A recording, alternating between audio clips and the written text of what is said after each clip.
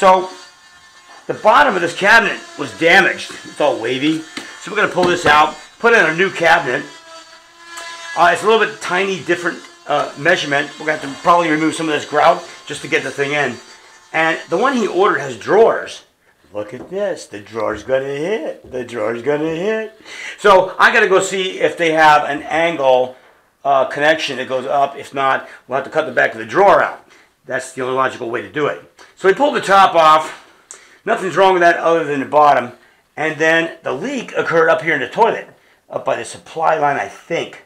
So we poured water in the tank to see if maybe there was leaky bolts or the big donut between the tank and the bolt. But anyway, I'm running off to Blows to go get some parts, and we're going to see if we can't get this guy fixed up. And here's the cabinet. Here's what I'm talking about. Right back here. That's where it's going to hit. So we got to fix that one way or another. This toilet had some issues. Look at that seal. Oh, it's all cracked. It's been stretched. So we got a rebuild kit. Put a new rebuild kit in. Got the 3-inch flapper.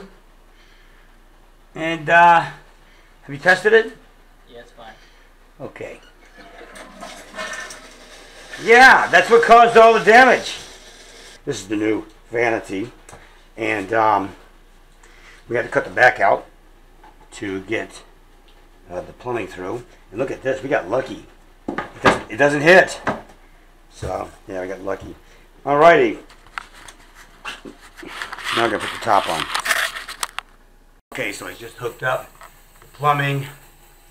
Now he's giving it the paper test.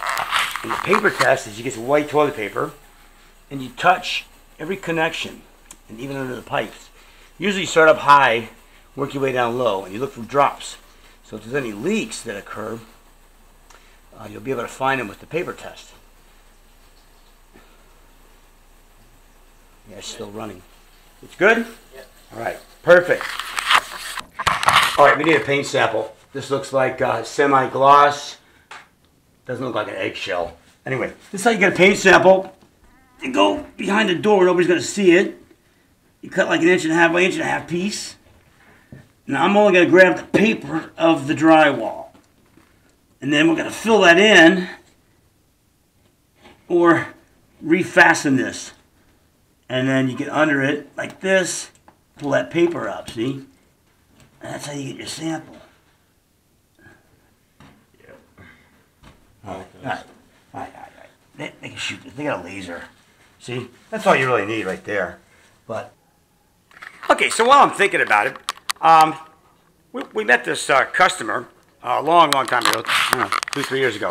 And so he asked us to renovate the whole thing. He wanted granite tops, and I said, hey, why don't you have us put in concrete countertops? So we did. We did this job like 3 years ago. But I want you to look at this edge. Look at that. Isn't that beautiful? Everybody loves that edge. Okay? And then look at that beautiful countertop there. Look at that. All concrete.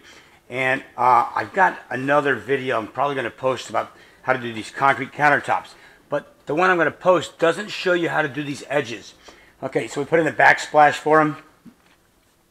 The sink, the fixture. Okay, so anyway, yeah, we also put in this very nice wood look tile. This stuff is very difficult to cut. Much harder than, say, clay. This is porcelain. And then, of course, we pulled the toilet out. And then, I don't remember if we put it in a new tub or not. We did put in that fixture. This is the tile job that we did for him. Put in an accent strip. This is the subway look. Went to the ceiling. Got the nice bullnose on it. And we did the downstairs just the same. Put in the soap dish there. Oh, I forgot about the shampoo pocket. There's the new vanity right there. Got it all painted in, caulked. Look at that. Looks beautiful. Okay. Alright, well, I am General STUFIDO. This is stuff I do.